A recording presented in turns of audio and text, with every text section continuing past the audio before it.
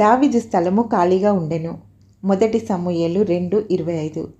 అది సౌలు భోజనం బల్ల. ఆ రాజ్యంలో గనులందరూ, రాజుకు దగ్గర వారందరూ ప్రతిరోజు అక్కడ అతనితో కలిసి భోజనం చేస్తారు. హఠాత్తుగా ఒకరోజు దావీదు కుర్చీ ఖాళీగా ఉందట. సంఘంలో ఒక ముఖ్యమైన వ్యక్తి చనిపోతే ఆయన అలవాటుగా కూర్చునే కుర్చీ లేక స్థలం ఖాళీగా కనిపిస్తుంది. ఇంట్లో కూడా ఒక వ్యక్తి దూరదేశానికి వెళ్ళిపోతే అతని గది బోసిపోయి ఏదో వెలితిగా ఉంటుంది. క్రిస్మస్ మహత్తు ఏమిటంటే పరలోకంలో ఒక స్థలం ఖాళీ అయింది. కుమారుడైన దేవుడు తన స్థలం ఖాళీ చేసి భూలోకానికి వచ్చేశాడు. ఇది చాలు తండ్రి హృదయాన్ని కలవరపెట్టడానికి.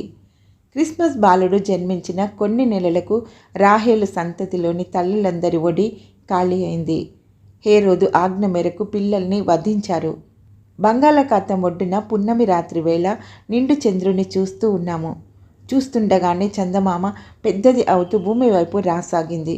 కళ్ళు మిరుమిట్లు గొల్పే వెన్నెల తెల్లగా అంతకంతకు అధికమవుతూ వచ్చింది. చంద్రగోళం క్రమేపీ దగ్గరవుతూ 1 గంట సేపట్లో పూర్తిగా భూమి మీదికి దిగి మన బంగాళాఖాతంపై ఒక తెల్లని బ్రహ్మాండమైన బంతిలా తేలుతూ ఉంది. ఆకాశంలో చంద్రుడు లేడు. ఆకాశం ఖాళీ అయింది. ఇది ఊహించుకోవడానికి చాలా విచిత్రంగా ఉంటుంది. కుమారుడైన దేవుడు పరలోకం ఖాళీ చేసి భూమికి దిగి రావడం ఇంతకన్నా కొన్ని వేల రెట్లు అద్భుతం కాదా? పరలోక సైన్య సమూహమంతా పరలోకాన్ని ఖాళీ చేసి భూమికి దిగి వచ్చి ఆ బెత్లెహేం పొలాల్లో పాటలు పాడారు. పరలోకం బోసిపోయింది.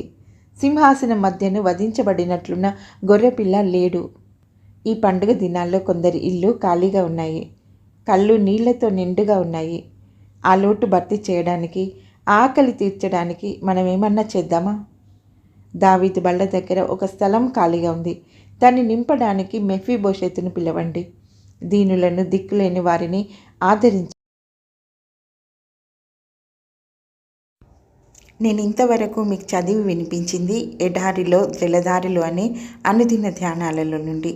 మీకు కూడా ఈ క్రొత్త సంవత్సరం క్రొత్త అనుదిన ధ్యానాలు కావాలి అని అనుకుంటే ప్రతిరోజు క్రమం తప్పకుండా ఉదయం 6 గంటలకు నేను చదివి వినిపిస్తాను. లేదా ఈ పుస్తకం మీరు కలిగి ఉండాలి, మేమే చదువుకోవాలి అని అనుకున్నట్లయితే ఇక్కడ నేను స్క్రీన్ మీద ఇస్తున్న నెంబర్కి మీరు వాట్సాప్ మెసేజ్ చేసి తెప్పించుకోవచ్చు. Praise the Lord. May God bless you.